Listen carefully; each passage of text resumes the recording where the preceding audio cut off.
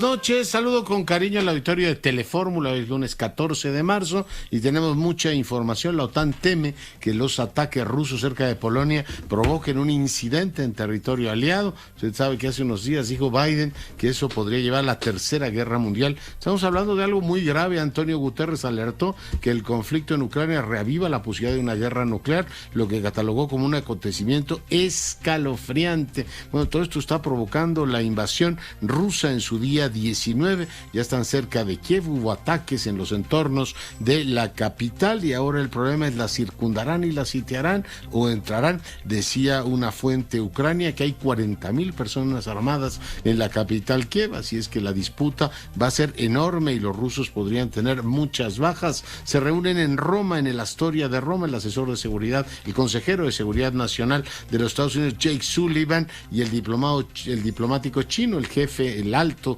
representante para temas diplomáticos, Yang Jiechi, y Estados Unidos advierte pues severas consecuencias para China en caso de que llegara a apoyar a Rusia. Bueno, seguimos por supuesto pendientes de este tema. Esta noche, en un ratito más, sale de Bucarest un avión con 63 mexicanos que lograron huir de Ucrania. Hace unos momentos conversé con el consejero Ciro Murayama sobre las intervenciones políticas y sobre todo el financiamiento de una campaña, usted verá, espectaculares y volantes por todas partes, empujando la revocación de mandatos, todos con la imagen del presidente. Parte de lo que me dijo fue esto. Pues ese es mi temor, porque ya hemos emitido 13 medidas cautelares desde el INE en las pocas semanas que van del 4 de febrero a la fecha contra servidores públicos que reiteradamente están vulnerando el marco legal, y eso pues sin duda daña el proceso de revocación. Bueno, pues parte del tema, veremos por supuesto en qué termina todo esto. Una juez ordena la suspensión temporal de Sandra Cuevas como alcaldesa de Cuauhtémoc por robo, discriminación y abuso de autoridad. Esto en contra de los policías. Hace un momento ella me decía que pues ni siquiera ha declarado, pero ya le suspendieron las funciones. En un momento más nos enlazamos con el vocero de la Procuraduría a ver qué nos dice sobre esta particularidad. El Congreso peruano aprobó iniciar proceso de juicio político contra el presidente Pedro Castillo. El presidente recibió una carta de Alberto Fernández en el que le propone ni más ni menos que un eje, en este caso México, Brasil, Argentina, la MBA, que no la NBA, como una rearticulación de América Latina para pues repensar el capitalismo. Se dice muy decepcionado Alberto Fernández del capitalismo. Hágame usted el favor. El embajador de Estados Unidos, Ken Salazar, se reunió con periodistas en el mecanismo de protección del gobierno federal. Gustavo Petro, Federico Gutiérrez y Sergio Fajardo son los vencedores de las consultas de las distintas fuerzas políticas que eligieron en Colombia de cara a las presidenciales del próximo mes de mayo. El presidente insiste en que los eurodiputados tienen mentalidad colonialista y son irresponsables y entrometidos. El canciller de la República prefiere hablar de la demanda en contra de las empresas armamentistas y de otros asuntos, pero de ese tema prefiere, por supuesto, no hablar. La Suprema Corte de Justicia analizará de fondo el caso del hermano del fiscal Gertz Manero. Alejandra Cuevas se queda en prisión. Pausa, volvemos. Con la información, leo en la cuenta de Twitter de la senadora Carabeo, dice que la fiscalía le notificó que se ha abierto una carpeta de investigación contra Chumel, a quien le mando un gran saludo, al tiempo que reconoce la calidad de víctima en conformidad con la Ley General de Víctimas por su violencia machista. O sea, imagínense la fiscalía investigando a Chumel por denuncia de violencia de política de género. Esto es lo que estaría diciendo, esto dice la senadora que le dijo la fiscalía. Vamos a ver si esto ocurre. Hace un momento nos decía Sandra Cuevas, la jefa de, no es jefa, es alcaldesa de Cuauhtémoc, que también por discriminación, no sé cuántas cosas más que según esto le hizo a los policías, pues le estarían empapelando. Es muy delicado todo esto. En este caso, pues vamos a tratar de hablar con efectivamente Chumel, a ver qué nos dice, si él ha recibido alguna información. Vamos a revisar primero su cuenta de Twitter y nos mantenemos, pues sí, ciertamente pendientes de esto. Sería, pues, ciertamente inquietante que se utilizaran estas medidas de presión directa, o sea, ya ir por la vía, en este caso jurídica, contra pues lo que serían delitos, no polémicas políticas, y no configurar como delitos lo que son las polémicas políticas. En fin, en un momento más reunimos más información. Voy ahora hasta Bucarest, donde efectivamente, bueno, pues en un momento más va a aparecer el vuelo, va a despegar el vuelo, perdón. Esta mañana platicaba con Daniel Millán sobre esto. A las 12 de la noche, hora de México, despegará el vuelo. Israel Aldave, tú estás ahí, adelante. ¿Qué tal, Leonardo? Gracias, te saludo desde Bucarest, en Rumania, donde se encuentra todo listo para que a las 8 de la mañana, hora local, en la madrugada de la Ciudad de México, el avión de la Fuerza Aérea que envió el gobierno de nuestro país para repatriar a connacionales que huyen del conflicto bélico que se registra en Ucrania, emprenda el vuelo con destino al territorio nacional. En su interior llevará 63 connacionales, varios de ellos, Leonardo, acompañados de sus esposas o esposos, así como también de varios niños. Pero ¿qué fue para uno de estos mexicanos abandonar la zona en conflicto? Nos lo cuenta Ileana Monarres, quien asegura que prácticamente fue como protagonizar una película de Rambo. Nosotros venimos de Kharkov, ha sido un viaje, una aventura casi de Rambo. En el caso mío, yo estoy casada con un ucraniano y tengo un hijo de 20 años que está estudiando en la universidad en Kharkov, pedagogía. Así que, pues Kharkov está totalmente devastado, destruido, se han visto en las noticias, pero nosotros de primera mano, pues obviamente lo hemos padecido desde el inicio de los bombardeos hasta que salimos, ¿no? Otra de las que también regresará a su país es Silvia Mercado, con su pequeña hija en brazos. Esto a pesar del dolor que le provocó dejar en Ucrania a su esposo. Así nos cuenta el por qué tomó esta difícil decisión. Ella ahorita tiene 1 añito, todo repite. Entonces cuando ella decía ¡uy! Y repetía el sonido de la bomba, era algo que a mí me rompía el corazón. Yo decía, yo le cantaba, yo bailaba, yo no quería que ella creciera reconociendo un sonido de una bomba. A mis espaldas, Leonardo, la vieja estación de trenes del norte de Rumania, en donde todo el día se ha registrado un ingreso masivo de ucranianos que buscan huir del conflicto bélico que se registra en su país, luego de la invasión a 20 días del ejército ruso de Vladimir Putin. El reporte, Leonardo, que te tengo con las imágenes de nuestro compañero Ricardo Rodríguez. Gracias por el mismo, y saludo ahora al embajador Héctor Cárdenas, embajador emérito de este país. Muy buenas noches. Buenas noches, Leonardo, ¿cómo está? Bien, pues viendo los acontecimientos, ¿cuál es su lectura de cómo se mueve el tablero? Veíamos la reunión en el Consejo de Seguridad del día de hoy, no se aprueba la resolución franco-mexicana para el tema humanitario, reunión del consejero de Seguridad de los Estados Unidos con un alto funcionario de China en Roma, tampoco se ve luz verde, y bueno, pues los rusos están ya circundando Kiev. Embajador, ¿cómo ve usted las cosas? Bueno, yo creo que la intervención por parte de las Naciones Unidas en este asunto pues, está muy dividida por la cuestión de que todavía pues hay países que tienen el veto. Por ejemplo, yo creo que no va a dejar de insistir China en que Putin tiene razón. Probablemente poco a poco se va a ir cambiando esa posición según los acontecimientos y con todo el desastre que está ocurriendo en Ucrania. Entonces, yo creo que la solución diplomática, como siempre lo he querido, he tenido el optimismo de que triunfe, ¿verdad? Se ha visto muy reducida, porque se nota aquí que el gobierno de Putin, pues es un gobierno, Rusia siempre ha sido un país expansionista. Entonces, y también que quiere recuperar el espacio que ha perdido después de la desaparición de la Unión Soviética.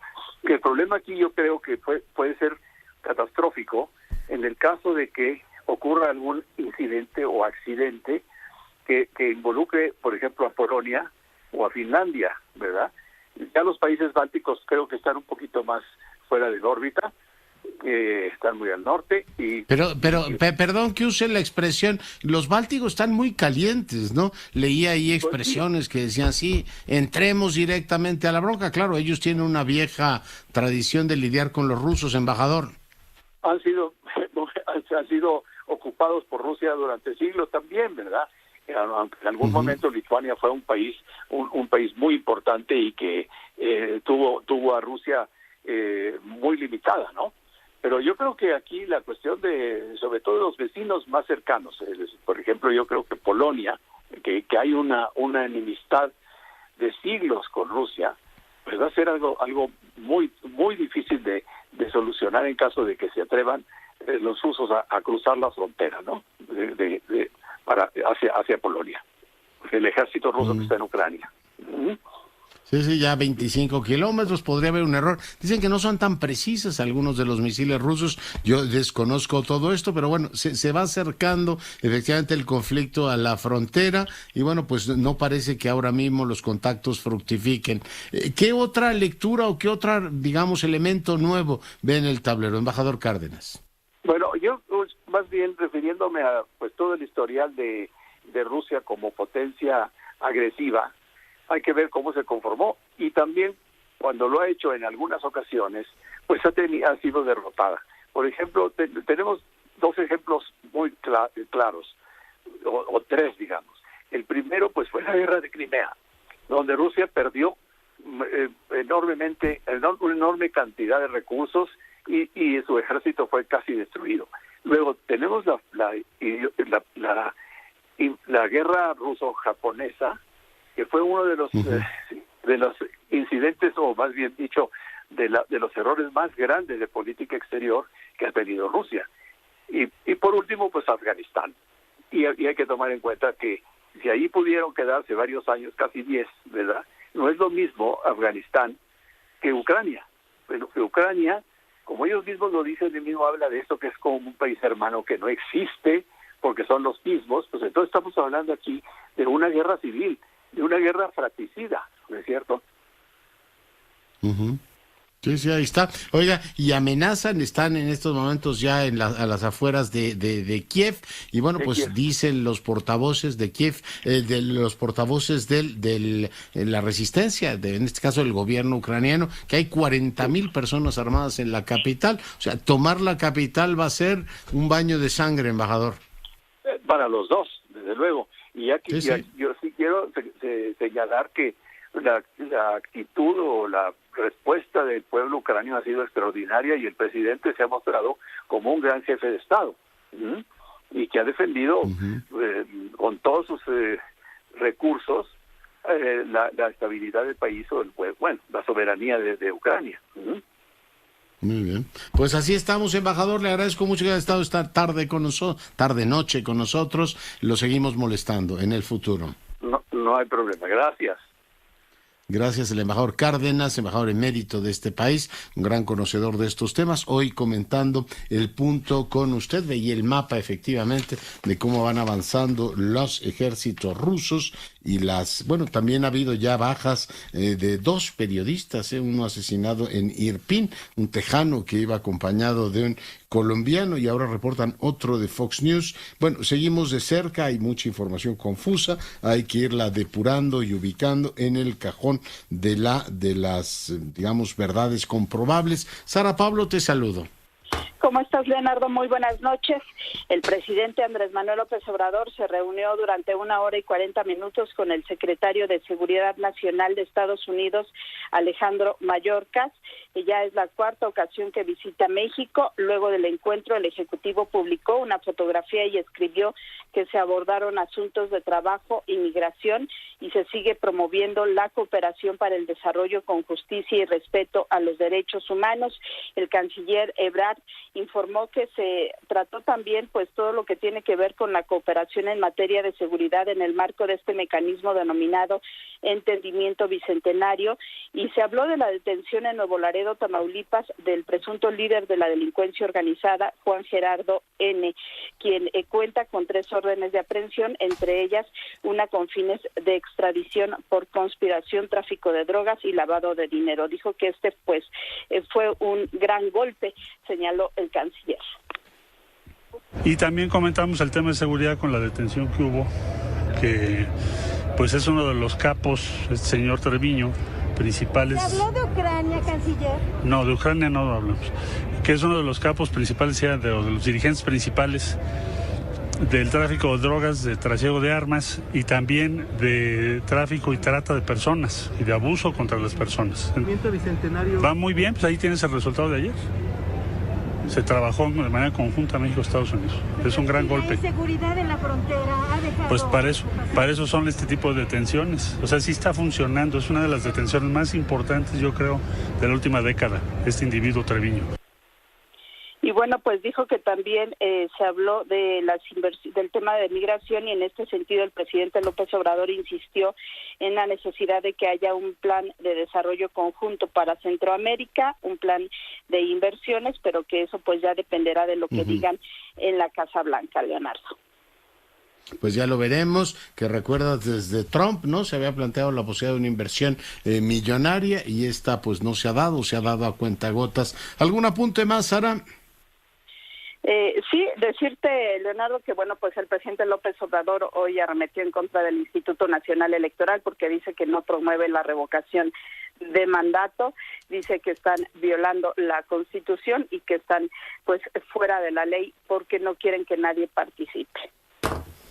Y el INE, oye, de la campaña, respeto, está actuando de manera antidemocrática y están violando la Constitución. No quieren que nadie se entere, para que nadie participe, que es lo que desea el bloque reaccionario y conservador. Entonces ellos están tomando partido, que además, si tenemos diferencias, como las tenemos, la mejor manera de resolverlas es por la vía pacífica y democrática, no con el golpismo. No es que haya un golpe de Estado militar, no son las bayonetas, no son los tanques, es tener al gobernante que no se les arrodilla en salmuera, a fuego lento, con guerra sucia, para buscar socavar su autoridad moral y política. Pues ahí las palabras del presidente López Obrador, Leonardo. Ya, bueno. Oye, pues muchas gracias por el reporte. Oye, perdón, antes te quería preguntar, ¿dijo algo sobre la campaña esta de espectaculares que hay en todo el país? ¿Sabe el presidente quién la está pagando? No ha hablado de este tema. De hecho, bueno, pues esto solamente se le preguntó por esto que aprobaron en la Cámara de Diputados para que no sea considerado propaganda que los funcionarios puedan hablar de la revocación de mandato, y bueno, pues fue las consideraciones que hizo sobre el INE, pero no se refirió en particular a esta campaña, Leonardo. Muy bien. Bueno, pues muchas gracias. Por cierto, en la campaña, me sorprendió, ayer lo subí al Twitter, me parece increíble que hagan campaña con eso y que además el presidente autorice eso, ¿no? Un presidente que dijo, ¿no?, que había que desterrar el fraude electoral, que las injerencias de los estados, no solo hay injerencia con dinero, que también en este caso lo hacen, sino con el condicionamiento de los programas y de los servicios públicos. Dice, ¿quieres que sigan las vacunas gratis? Entonces que siga Andrés Manuel López Obrador. Este 10 de abril vota que siga AMLO. No, es revocación de mandato, y utilizar una vacuna en favor o para condicionar un voto es verdaderamente tratar de manipular a la gente. Si eso es información, que salgan y la defiendan. Y digo, nosotros estamos pagando esa campaña y estamos de acuerdo en asustar a la gente. Se enojaban mucho, como le decían, guerra sucia, pues decían, les van a quitar sus territorios y les van a quitar sus casas. Aquí están asustando a la gente con que le van a quitar las vacunas. ¿Quién paga todo eso?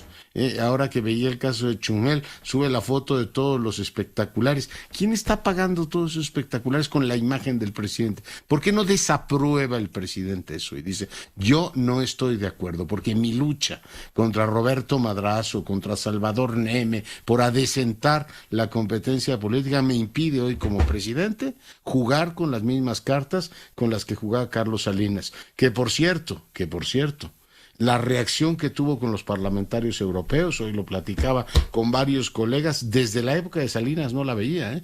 A Salinas se le ponían los que tenía de punta los pelos cada vez que los europeos hablaban de Chiapas. Decía, ¿cómo se atreven a hablar de Chiapas si ellos tienen, sabrá Dios, cuántas cosas que explicar? Bueno, hay cosas que pues están ahí para escrutinio de todo mundo.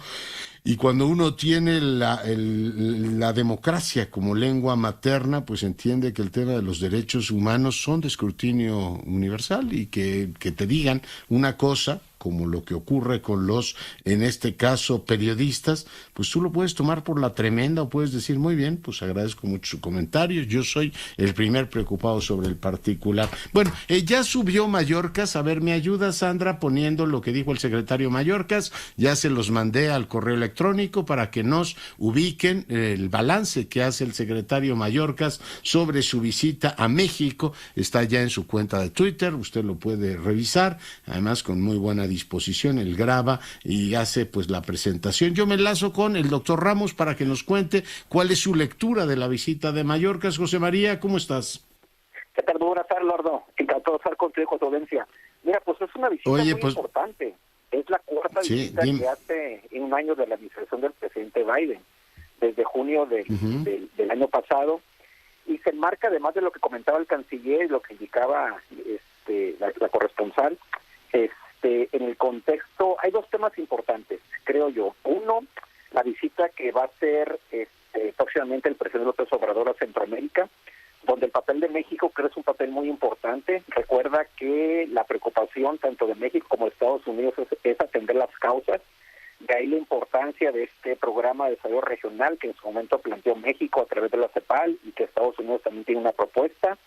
Y como sabemos, pues el financiamiento no ha llegado por los problemas que existen en el caso de los países del Triángulo Norte. Esa es una. La otra más importante, tiene que ver con el hecho de la posibilidad de que se suspenda el famoso título 42, a partir del cual Estados Unidos en este año fiscal prácticamente expulsó a cerca de 1.700.000 migrantes a nuestro país, la mayoría de ellos de origen mexicano, y que obedecía precisamente al contexto de pandemia. ¿Cuál es la preocupación que tiene Estados Unidos? Y yo creo que fue uno de los puntos centrales, entre otros planteados por el secretario, es el tema de que los flujos se pueden reactivar.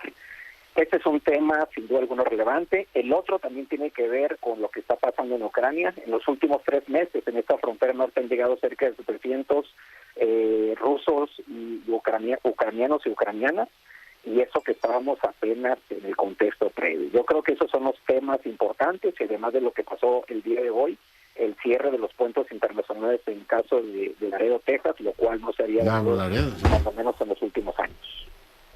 Oye, desde los 2005, ¿cuándo fue? Cuando se puso la situación muy tensa, no habíamos visto una cosa de ese tamaño. Pero sí, muy significativo el viaje de Mayorkas. ¿Algún apunte más, José María? Pues mira, el hecho de que está avanzando, o ese es uno de los propósitos del acuerdo bicentenario, creo que México, y esa es la preocupación del canciller, seguramente le externó, de incluir el tema de las armas, es una preocupación central. El otro tema que es una preocupación de Estados Unidos y que seguramente salió, el tema del fentanilo a través del puerto de Manzanillo. Recordarás que en los últimos meses ha estado la administración a cargo de la Marina como parte de los procesos de tratar de fortalecer o disminuir los problemas de corrupción en ese tipo de aduanas. Y vaya, yo creo que la agenda en materia de seguridad va a seguir adquiriendo una gran relevancia, y sobre todo en este contexto de lo que está pasando en Ucrania, y sobre todo tomando en cuenta la visita que va a hacer en mayo, tengo entendido, el presidente López Obrador a los países del Triángulo Norte. Sí, oye, ahora se abre la posibilidad de que vaya incluso a Argentina, pero ese es otro tema. José María, te mando un gran abrazo. Seguimos en comunicación, Leonardo. Hasta pronto. Adiós. El doctor Ramos es profesor del Colegio de la Frontera Norte, gran conocedor de los temas de seguridad fronteriza, hoy platicando con usted. Son las 20:28, tiempo del centro del país. Hoy ya llovió, después de días preciosos que habíamos tenido en la capital de la República, ha vuelto a llover. Le comentaba que, bueno, pues él hace un ratito subió a sus cuentas de las redes sociales, el secretario mayor, que es un balance de la visita a México. Parte de lo que digo fue esto. This is my fourth trip to Mexico during my almost 14-month tenure. It's an extraordinarily productive trip, as all of them have been. I met with President López Obrador. I met with... Bueno, pues ahí lo tiene, que es su cuarta visita, que han sido todas muy productivas. Reunión con el presidente y también con el canciller Ebrard. Ricardo Márquez, buenas noches. Doctor, buenas noches. Un gusto saludarte a ti y al auditorio, como siempre. Oye, el gusto es absolutamente todo nuestro. Hay una serie de tensiones, Jarquín, Treviño, etcétera, y tienes una especie, bueno, no una especie, no, una respuesta en forma muy agresiva, quemando camiones y otras formas de violencia en las distintas plazas. ¿Qué lectura tienes, Ricardo? Bueno, sí, siempre es bueno que se detenga, que la autoridad ejerza su función y detenga a personas que tienen cuentas pendientes con la ley, digamos, ¿no? Pero la manera en la que se ha hecho, cuando menos lo que se ha visto, deja bastante que desear.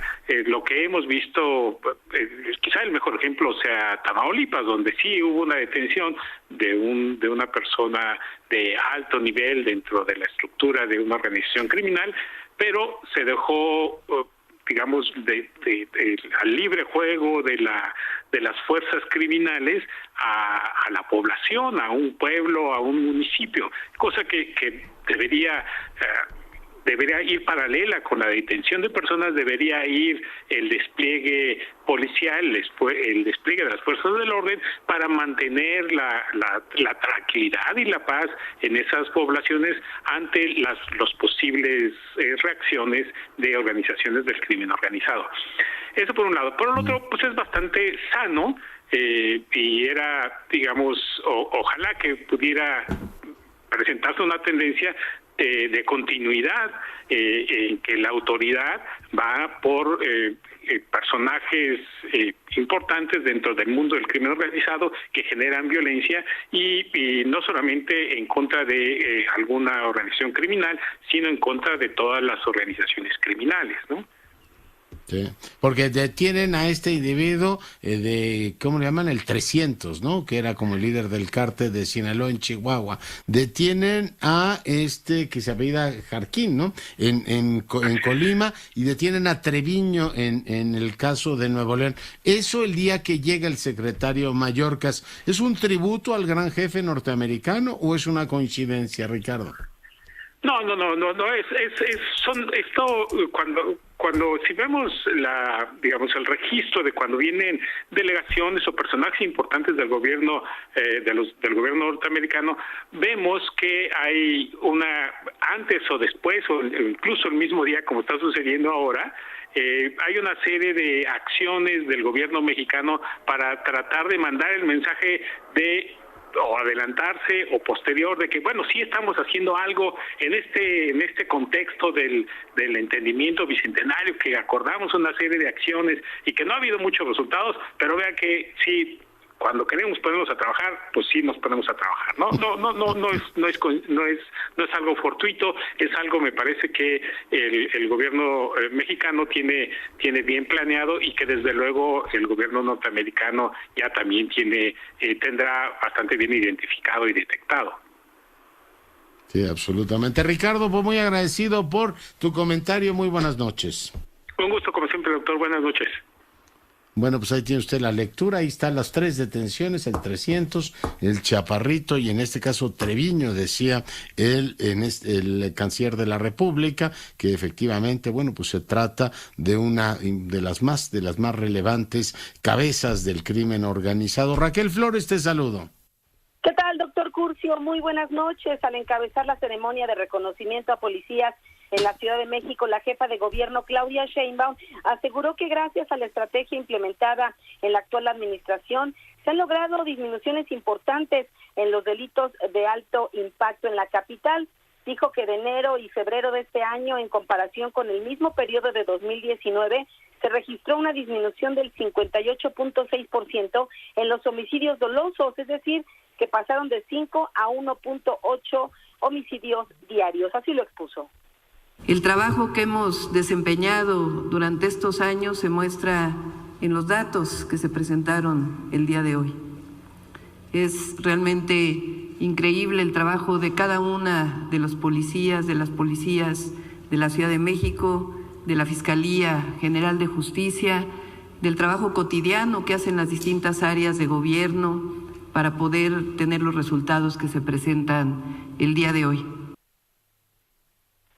Leonardo, la mandataria local reconoció que falta mucho por hacer en este tema de seguridad, pero sí señaló que ya quedó muy lejos la antigua policía judicial, que era el terror de los jóvenes en la ciudad. Hoy se tiene una policía profesional de investigación y que está trabajando de manera permanente para dar resultados de una ciudad con mayor paz. Dijo, por ejemplo, que el robo de vehículo con violencia tiene una reducción del 62%, mientras que el robo con vehículo sin violencia del 55%. Pues nos va a sonar la campana. Cuídate. Pausa, volvemos. Información, hace un momento platicaba con Ciro Murayama sobre esta campaña muy visible que hay en todo el territorio nacional, además campaña personalizada con la imagen del presidente, en algunos casos volanteo condicionando programas sociales, de si quieres vacunas, vota por López Obrador, o sea, una injerencia como en los viejos tiempos en términos de, en este caso, pues el condicionamiento de los programas sociales, que no se vale porque los programas sociales son bienes de todos, no para satisfacer un gobierno, y se pagan con los impuestos de todos los mexicanos, pero sí haría falta pues transparentar eso. Yo espero que el presidente el día de mañana pues diga que él desautoriza todo eso, ¿no? Que se está usando su imagen para la autopromoción y que además no se sepa bien los orígenes del financiamiento de esta campaña, si lo está haciendo un político o si lo está haciendo efectivamente un partido político o lo está haciendo la propia administración. O sea, si está saliendo dinero del erario público para promover en este caso, lo cual sería muy delicado, espero que no sea ese el escenario, pero sí lo que tendrían que hacer es aclarar quién está pagando todo eso. Bueno, voy ahora con María Marván, ella es presidenta del Consejo Rector de Transparencia Mexicana. Mi querida doctora, ¿cómo estás? Muy bien, muchísimas gracias, Leonardo, gracias a ti y a tu auditorio. ¿Qué tema abordamos el día de hoy, María? Mira, justamente quería yo adoptar ese tema, pero como desde dos puntos de vista. Uno, el que ya abordabas con Ciro, que me parece muy preocupante, el hecho de esta campaña engañosa en la que hay que decir que no se puede condicionar los programas sociales a la permanencia o no del presidente de la República en este proceso de revocación. El otro aspecto de que me preocupa igualmente es el acuerdo promovido en la Cámara de Diputados para desregular, porque finalmente es lo que es, para desregular la propaganda política en el proceso de revocación, en el periodo de campañas, a través de mandatar a los tribunales cómo se debe interpretar la ley electoral. Y eso me parece que realmente es un tema que debemos de discutir. Los legisladores hacen la ley, no le dicen a los tribunales cómo deben interpretar la ley. Ellos mismos hicieron la ley de revocación de mandato, que ha resultado más un proceso de ratificación que de revocación, y también ellos pusieron las restricciones para que los partidos políticos y, por supuesto, los funcionarios públicos, incluido el presidente de la República, no pudieran hacer propaganda en el proceso de revocación. El jueves, lo que vimos en el llamado acuerdo de la Cámara de Diputados para decirle a los tribunales cómo interpretar la ley es ni más ni menos que una reforma constitucional disfrazada de acuerdo para poderla pasar a la mitad del proceso y para eludir, la palabra de moda ahora es eludir, para poder eludir la mayoría calificada que requiere una reforma constitucional. Pero si nosotros leemos ese acuerdo, lo que está haciendo es derogar una serie de prescripciones constitucionales que se aprobaron tanto en las leyes electorales como en la ley de revocación de mandato para regular la propaganda electoral. Me parece sumamente peligroso, que una reforma constitucional se disfrace de un acuerdo, y todavía más que la Cámara de Diputados considere que puede decirle al Poder Judicial, incluido el Tribunal Electoral del Poder Judicial de la Federación, cómo debe interpretarse la Constitución y las leyes electorales.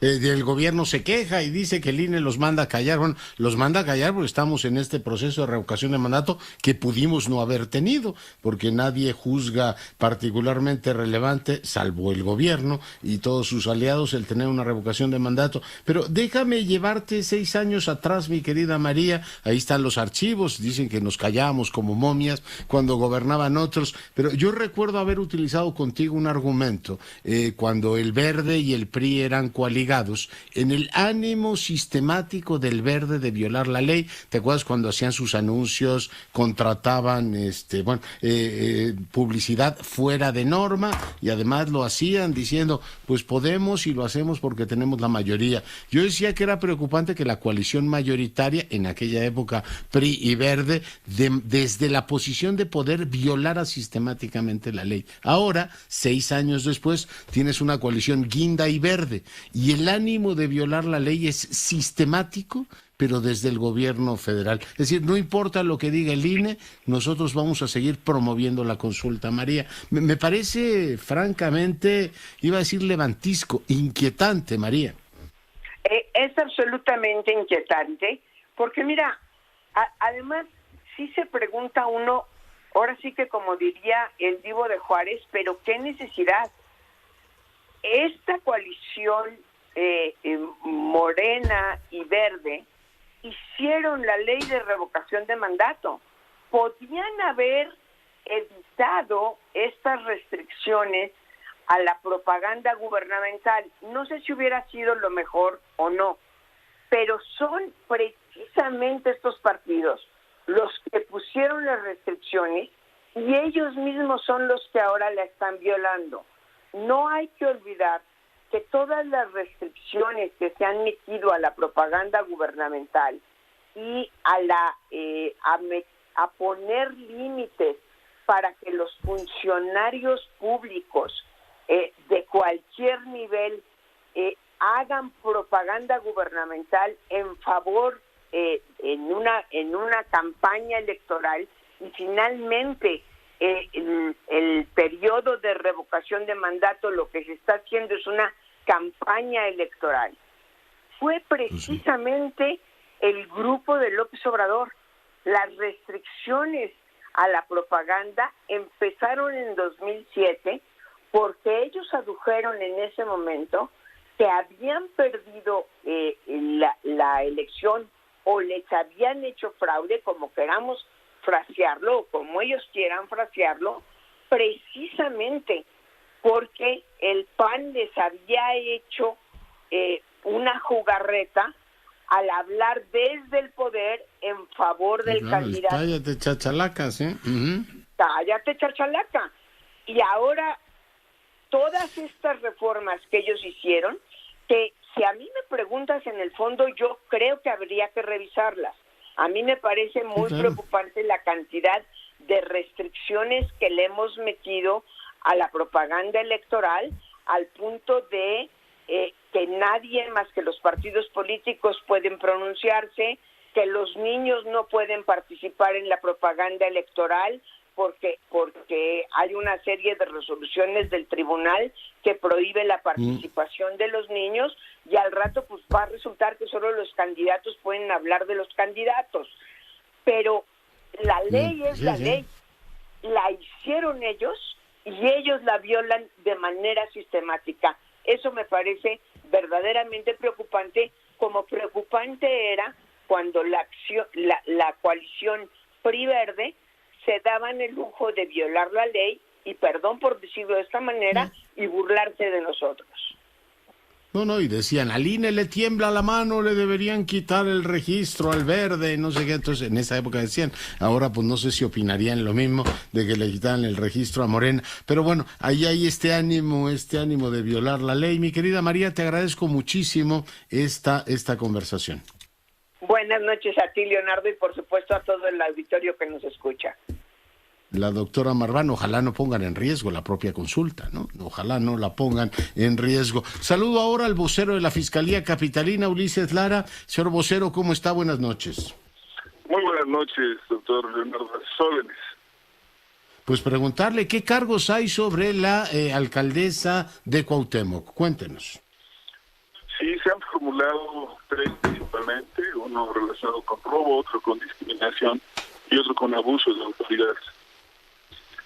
Y son los que se han presentado desde el principio, cuando estaba citada la primera sesión, el 24 de febrero, a partir de las denuncias que hicieron 2 mandos de policía auxiliar y que se fueron complementando con otros testimoniales, así como algunos indicios y datos de prueba, y que hoy se iban a hacer las formulaciones de la imputación luego de 2 audiencias que fueron pospuestas, y que bueno, una vez más, por razones de, como decía, la propia defensa y la presentación de datos, se traslada para el próximo día jueves a las 8 de la mañana a la formulación del pliego de las propias imputaciones. Mientras tanto, queda inhabilitada. Dígame una cosa, ¿qué se robó, de qué abusó y a quién discriminó?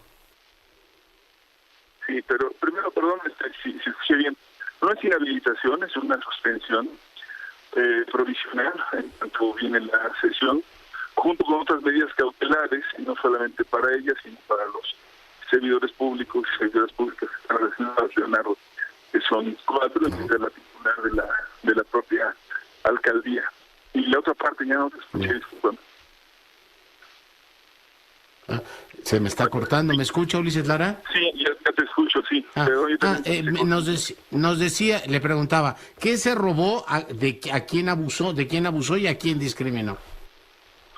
Pero todo eso obra en la carpeta de Leonardo, es parte de las imputaciones, se van a formular el jueves, y ahí se señala de manera muy puntual esas preguntas que tú has manifestado. Al principio lo que te decía yo es que son 2 mandos de la policía auxiliar las que iniciaron la denuncia, y luego tenemos testimoniales y desde luego algunos datos, indicios y pruebas que tienen que ver con estos 3 componentes que son los que configuran los delitos que está señalando la representación social. Ya los detalles. Pero no me puedes. No los puede mencionar. Parte del tema de la propia presunción de inocencia de Leonardo. Nosotros estamos haciendo un esfuerzo, lo hemos hecho todo el tiempo para que pueda tener en su momento la propia parte que está siendo señalada, pues las carpetas se le corrió traslado desde el pasado 28, cuando su defensa cantó, y han tenido todos los elementos para poder hacer desvirtuar lo que consideren que se debe desvirtuar. Y nosotros, bueno, pues veremos esta formulación, pero será hasta el día jueves que será posible hacer la formulación puntual de las mismas.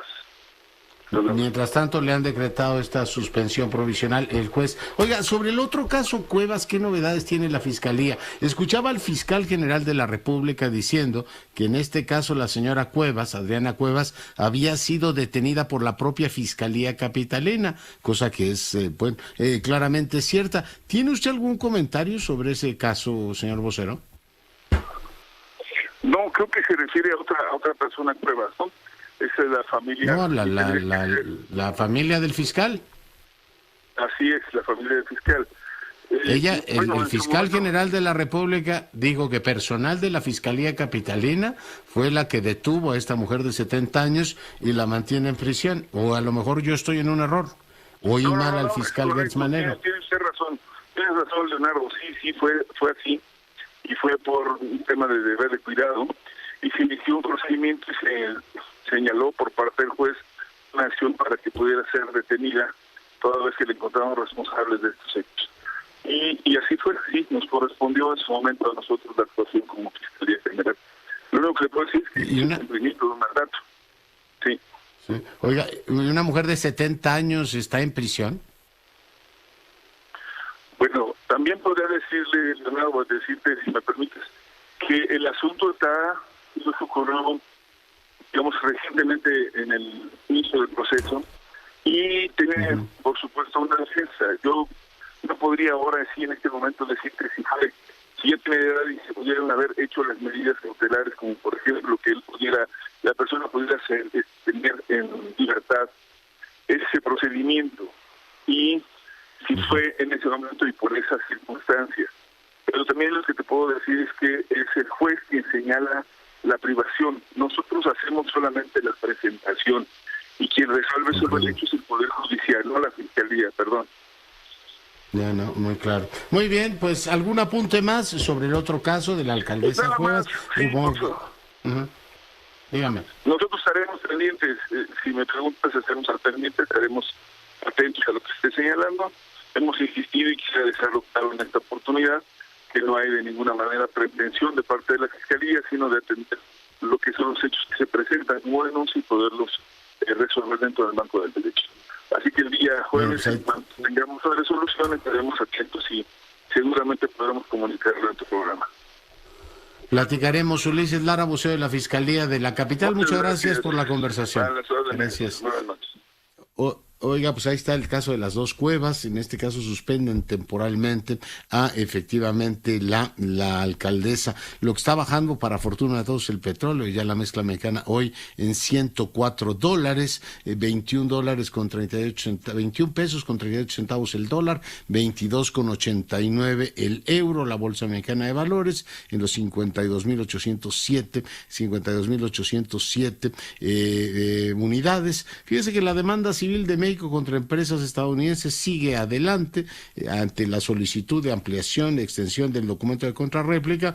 Las empresas demandadas por el gobierno por prácticas negligentes que favorecen el tráfico de armas, efectivamente, bueno, pues se ha avanzado. Se planteó esto el 31 de enero. El calendario procesal original preveía que su respuesta fuera sometida el 28 de febrero pasado, pero la contundencia de los argumentos legales, dice el comunicado del gobierno de México, y el amplio apoyo recibido a través de los escritos amigos de la Corte, los obligó a pedir esta ampliación. Bueno, pues es lo que efectivamente se da a conocer el día de hoy. También pues nos queda pendiente el comentario sobre la carta que le envió Alberto Fernández al presidente proponiéndole este eje. Dice, si esto ocurriera sería un bien para el pueblo brasileño. O sea, directamente lo está invitando a que se meta con Lula a la campaña. Nosotros somos los campeones del no injerencismo. Dice, has visto que has estado con mi querido amigo Lula, es una gran persona y el mayor líder que Sudamérica ha tenido y tiene. Debemos acompañarlo en todo lo que está en nuestro alcance. Ya directamente convirtámonos en los promotores de la campaña de Lula. Espero que el presidente no caiga en esta trampa. Ya se lo llevaron en mi juicio al baile con el tema de Evo Morales, que se cocinó en Buenos Aires. Espero que esto de estarnos metiendo en la campaña brasileña, como nos metimos en la campaña de Trump, pero ahí no tuvimos más remedio, pues la presión fue enorme. En este caso creo que lo podríamos eludir, pero bueno, estamos por supuesto pendientes. El presidente hoy abrió la posibilidad de viajar a Argentina, con lo cual pues por eso le comento este tema, para que no lo soltamos de la agenda de análisis de lo que viene al país. Con esto nos vamos. Yo soy Leonardo Curcio, cuídese y sea rabiosamente feliz, se lo merecen.